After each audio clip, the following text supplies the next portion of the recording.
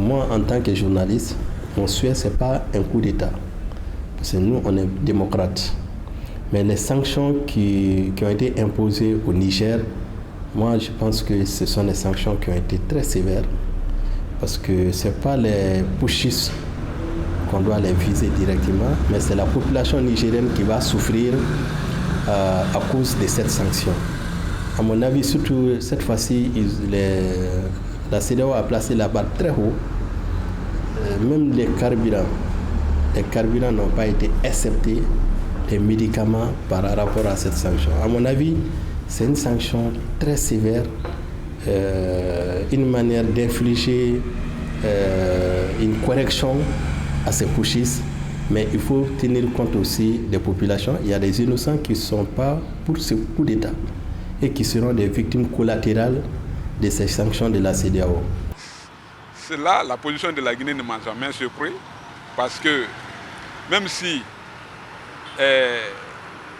la Guinée a toujours gardé une position révolutionnaire, c'est-à-dire de toute la structure, même si les dirigeants ont une autre vision, elles sont obligées de replier sur la décision et sur la position de la majorité. C'est ça. La Guinée a toujours une position révolutionnaire et une vision sur l'Afrique. Cette Afrique-là, une Afrique unifiée, une Afrique grande, qui voit loin, qui se bat pour sa survie, pour ses ressources, pour ses organes. Maintenant, aujourd'hui, la Guinée, à travers ce qui s'est passé, ce qui se passe au Niger, et avec les nouvelles autorités, ils sont même obligés, ces nouveaux dirigeants, de s'aligner derrière, parce que c'est comme si on dit, si le toit de ton prochain prend feu, il faut l'aider à éteindre le feu. Sinon, si tu laisses, le feu peut s'épanouir et puis jusqu'à gagner ton toit. C'est ce que la Guinée veut faire, surtout les nouvelles autorités. Parce qu'ils sont obligés. Ils savent qu'ils ont la même position que les nouvelles autorités nigériennes. Et s'ils ne prennent pas d'avance et s'opposer catégoriquement, interdire même l'intervention. Parce que si cette intervention a lieu, et puis on réussit à déloger ces pushistes, comme ils le disent, au niveau de la présidence, au Niger, ils ne resteront pas là. Parce que l'ambition grandira et puis ils reviendront encore, et puis encore et encore. Donc la Guinée a bien l'intérêt de se lever dès le début.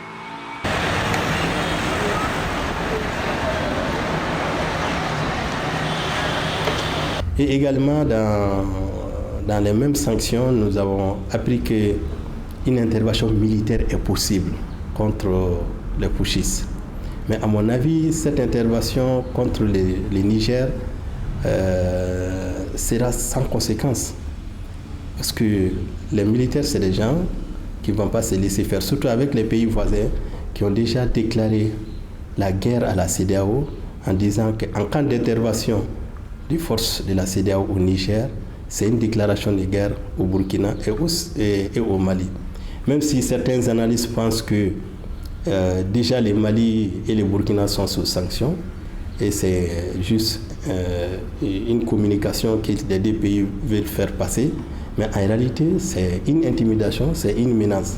Sinon logiquement, cette sanction peut asphyxier le Niger, sachant très bien que toutes les importations du Niger viennent par le Bénin, par le Ghana et la Côte d'Ivoire.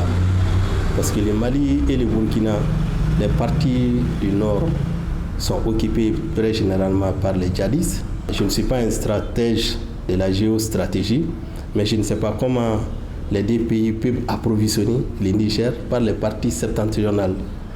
Alors que le Bénin, le président qui est là-bas, qui est Talon, est au cœur de la CEDEAO. Il est de même qu'Alassane Dramane Ouattara et l'ancien président de la CEDEAO, qui est le président ghanéen. Je suis sûr qu'ils vont appliquer ces sanctions à la lettre. Et c'est bonjour l'asphyxie du Niger.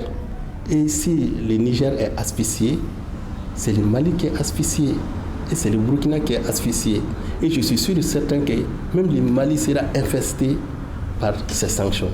Je pense que ça ne serait pas vraiment une bonne chose. C'est pourquoi d'ailleurs la CEDEAO a appelé encore un nouveau sommet les prochains jours Voilà, c'est pour essayer de discuter parce que vous le savez, l'intervention militaire, on peut peut-être la planifier, mais les conséquences, elles peuvent être dramatiques pour non seulement le pays qui sera donc touché, c'est-à-dire le Niger. Les victimes collatérales, on ne peut pas les dénombrer, mais surtout aussi tous les pays qui vont souscrire à cette intervention-là auront des soucis diplomatiques avec le Niger forcément. Donc la Guinée a calculé tout ça et les autres pays aussi ont calculé tout ça. C'est pourquoi vous avez vu, il y a beaucoup de divisions autour donc, de cette décision. Voilà, c'est logique, c'est ce qui fait d'ailleurs les relations internationales, les guerres voilà, dans le monde. Il y en a qui souscrivent, il y en a qui ne sont pas d'accord. Mais c'est ça aussi voilà, la légitimité des États.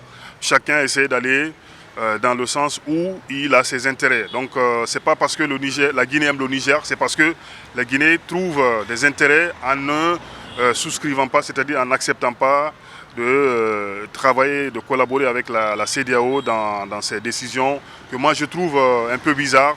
Voilà, il faut encore rester autour de la table, il faut discuter pour trouver des solutions sans l'intervention militaire parce que c'est le peuple nigérien qui va en pâtir, c'est le peuple nigérien qui va souffrir de cette intervention.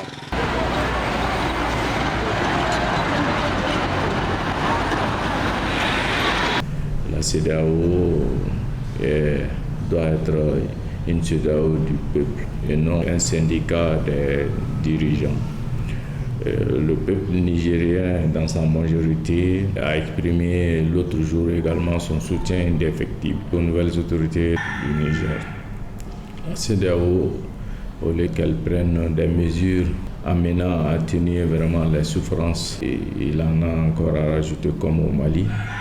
Parce que quand j'ai lu leurs recommandations, d'abord ils ont fermé toutes les frontières, ils ont gelé les comptes, ils ont interdit les essences commerciales. Ils doivent comprendre que les impacts sont directement suivis par la population. Donc ce n'est pas irréfléchi.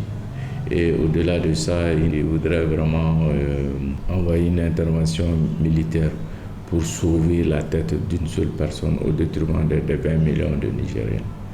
Vraiment, quelle honte, quel désastre, quelle pauvreté d'esprit de solidarité. Vraiment, nous sommes amertris chez nous ici au Mali au niveau du parti des MSA aujourd'hui. Nous pensons que ce n'est pas une bonne chose. Et à la foulée, le Mali et le Burkina ont fait une déclaration commune pour vraiment fustiger, condamner et apporter leur soutien au peuple frère du Niger et aux nouvelles autorités du Niger.